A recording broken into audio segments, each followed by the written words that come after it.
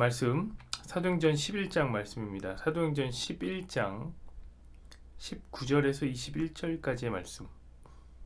19절에서 21절까지의 말씀입니다. 제가 읽어드릴게요.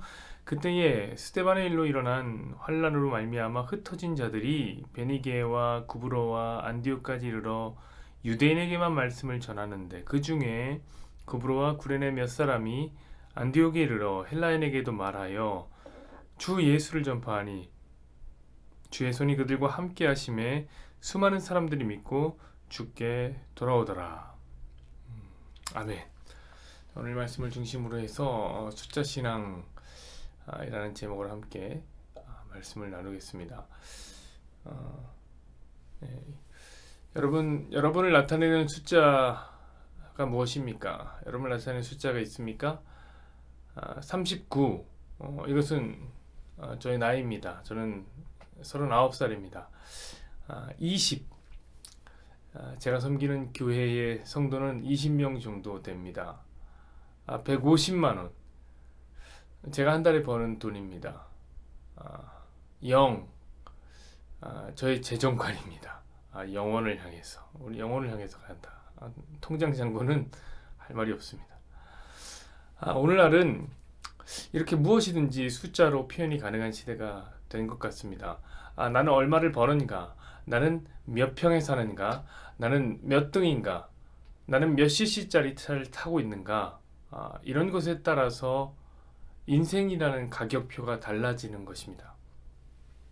그래서 누구에게나 말하기 부끄러운 숫자가 있고, 왠지 이름표처럼 달고 다니고 싶은 숫자도 있습니다. 저는 원래 그런 게 없었는데 나이의 이제 앞자리가 이제 곧 4로 바뀌기 일보 직전이에요. 그러다 보니까 왠지 앞자리가 2인 녀석들이 그렇게 부럽더라고요. 우리 교회 청년들을 보면 참 푸르르고 무한한 가능성이 보입니다. 부럽습니다. 담임 목회를 하면서 가장 불편한 것은 성도 수를 물어보는 아주 불쾌한 질문입니다. 매우 불쾌합니다. 담임 목회를 한다고 하면 꼭 그렇게 물어봐요. 예의 범절이 없는 사람들이 그렇게 많아요. 근데 여러분, 2,000명 모이는 교회 목사님은 성도 수가 자기 호처럼 되어 있어요. 호처럼. 2,000 땡땡땡 목사. 저는 20 안세진 목사예요. 이 숫자가 나라는 사람을 표현하는 것이죠. 그래도 여러분, 저는 좀 나을 겁니다. 왜냐면 저는 그나마 이 숫자의 영향을 받지 않는, 덜 받는 직업을 갖고 있는 사람인 게 틀림없습니다. 그런데 여러분, 하루 종일 가격표를 매기고 가치를 부여하는 이 세상 속에 살아가는 우리 성도들은 어떨까? 때로는 숫자가 하나님일 때가 있지요. 하나님은 못 믿어도 숫자는 믿음직합니다. 하나님이 함께 하시면 우리가 못 믿어도 신용카드 한도는 믿음이 갑니다. 저는 여러분이 숫자보다 하나님을 더 신뢰하기를 원하는 목사지만, 때론 저 역시도 하나님보다 돈 5만 원이 더 간절할 때가 있습니다. 그러므로 여러분, 물질의 신인 맘몬이란 놈은 강력한 우상입니다. 그럼 오죽하면 예수님도 그 맘몬을 인정하시면서 이런 말씀을 하신 적이 있습니다. 한 사람이 두 주인을 섬기지 못할 것이니 너희가 하나님과 재물을 겸하여 섬기지는 못하리라. 자, 예수님의 표현을 보세요. 지금 뭐라고 얘기하는 거죠? 물질과 하나님을 같이 이야기하면서 지금 등가 비교하고 있잖아요. 두 주인을 섬기지 못할 것이다. 여러분, 이것이 예수님의 신성 모독입니까?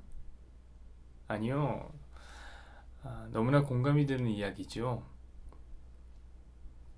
그러므로 알고 보면 우상 숭배자는 그렇게 멀리 있지는 않습니다. 우리가 내가 바로 우상 숭배자였던 것이죠. 물질의 신, 숫자의 신 맘몬을 섬기는 내가 우상 숭배자죠. 그러나 여러분, 예수님은 우리가 숫자를 존중하는 것처럼 숫자를 존중하지 않으십니다. 우리는 숫자를 존중하나 예수님은 그러지 않았어요. 오히려 성경은 예수님은 숫자를 우습게 여깁니다. 이 숫자뿐만 아니라 이 숫자 안에 담겨있는 가치, 가능성, 능력, 욕망 등을 모두 휴지 조각으로 만들어버리는 능력이 있으십니다. 여러분, 제자들은 5,000명 명인인데 200데나리온이 필요하다고 말했습니다. 이는 예수님은 못 믿어도 200데나리온의 힘은 믿는 것이었죠. 그러나 우리 예수님은 단 1데나리온도 드리지 않고 5,000명을 배불리 먹이셨습니다. 그리고도 12광주리를 남겼습니다. 여러분, 38년 동안 자리에 누워 있었던 이 중증 환자는 가능성이 제로에 가까운 사람이었어요. 일어날 가능성이 제로였습니다. 그런데 예수님은 그 38년이라는 숫자를 무시하셨고 0이라는 가능성 역시 무시하셨습니다. 여러분, 예수님은 그냥 자리를 들고 가라, 일어나라 라고 말씀하십니다. 그 중증병자의 재활 시간을 위해서 시간을 고려하는 것 따위는 전혀 없으셨습니다. 예수님은 숫자에 별로 관심이 없으십니다. 자, 오늘 본문을 한번 보시죠. 오늘 본문에도 이런 예수님의 모습이 잘 드러나 있단 말이죠. 여러분, 10장 고넬료의 구원으로부터 시작된 이방인의 구원은 점차 이제 박차를 가하고 있습니다. 자, 오늘 본문의 21절 한번 보자고요. 21절, 주의 손이 그들과 함께 하심에 수많은 사람들이 믿고 주께 돌아오더라. 자, 많은 사람이 믿고 주님께 돌아왔다라고 말하고 있습니다. 여러분, 여기서 말하는 많은 사람들은 누구를 가리키는 걸까요? 여기는 이제 해석이 세 가지로 갈립니다. 총. 첫 번째 해석은 뭐냐면 유대인이 많아졌다는 이야기예요. 유대인이. 왜죠? 19절을 한번 보십시오. 19절.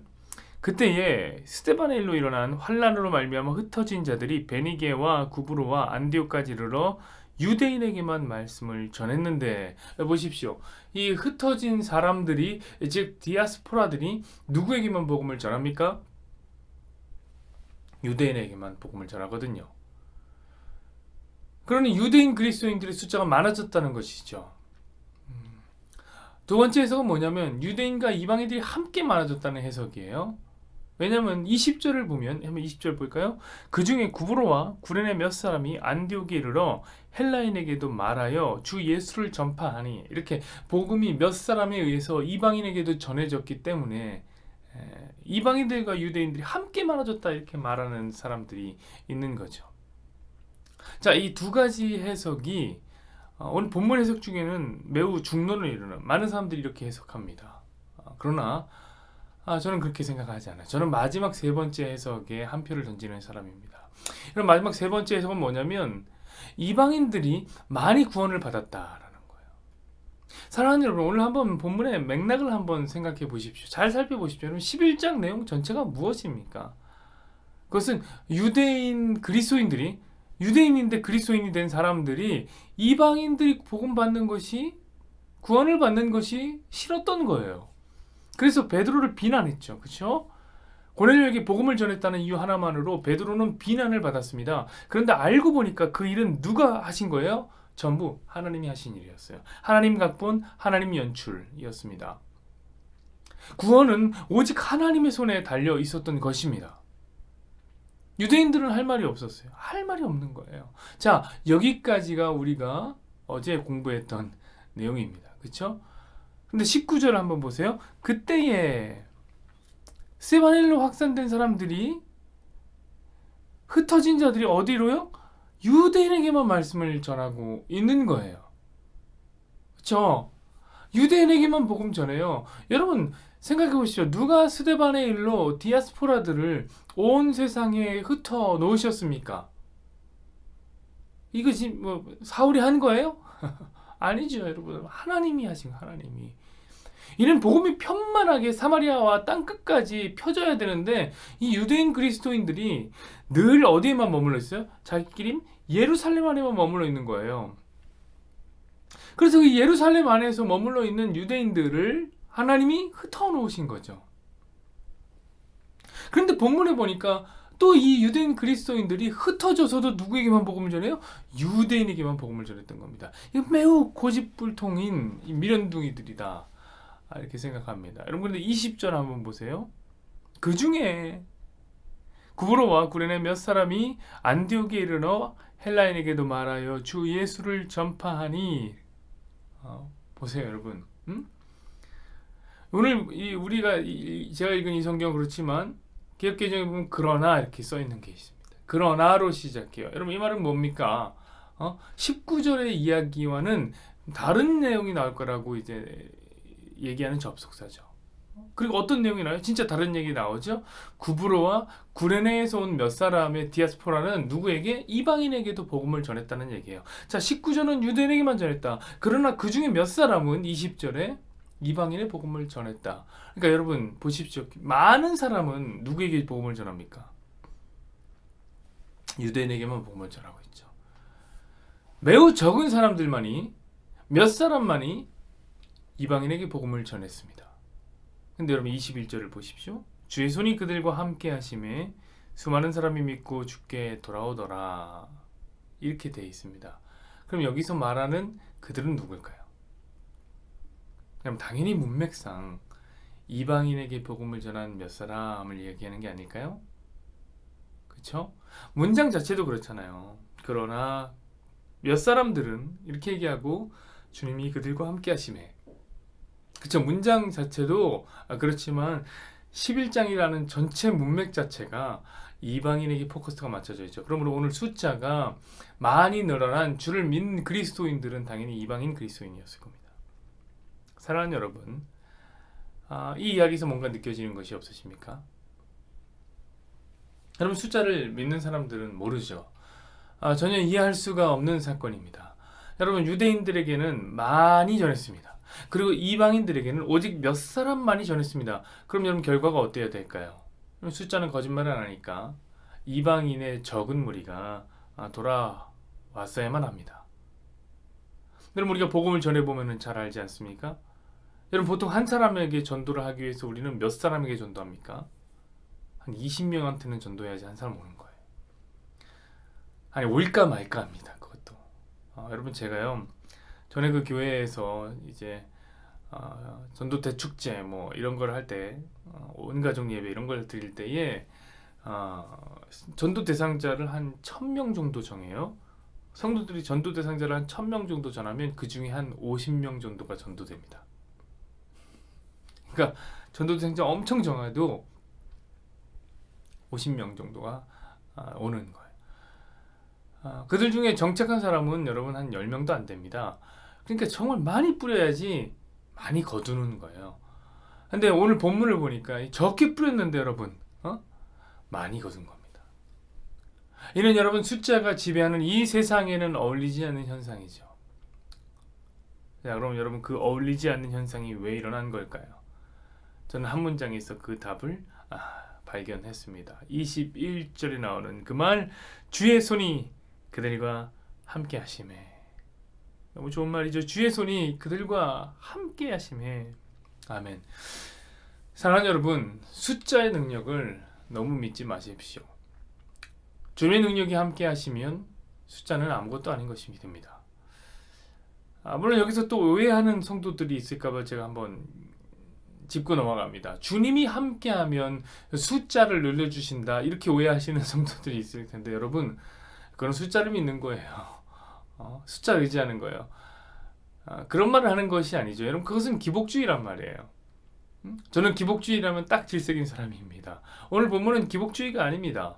자, 주님의 능력으로 숫자를 늘려주시겠다는 말이 아니죠. 진리의 내용은 무엇입니까? 아무리 그 숫자가 작고 가능성은 적을지라도 유대인 그리스도인들은 유대인에게만 복음을 전하여 복음의 확장성을 막고 있을지라도 사람의 능력과 같이 가능성과 수치와 아무 상관없이 오직 주님의 손이 함께 하시기만 하시면 역사는 일어나고야 만다 라는 말입니다. 사랑하는 여러분, 그러므로 숫자를 너무 믿지 마세요. 예수님을 믿으십시오. 여호와는 내게 복을 주시고 너를 지키시기를 원하며 여호와는 그의 얼굴을 내게 비추사 은혜 베푸시기를 원하며 여호와는 그 얼굴을 내게로 향하여 드사 평강 주시기를 원하노라. 아멘.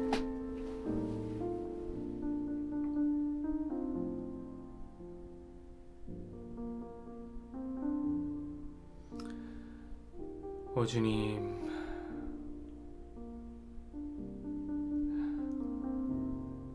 많은 사람들이 숫자로 자기를 표현하고 숫자가 자기의 가치를 증명한다고 생각하고 숫자가 곧 자기라 생각합니다.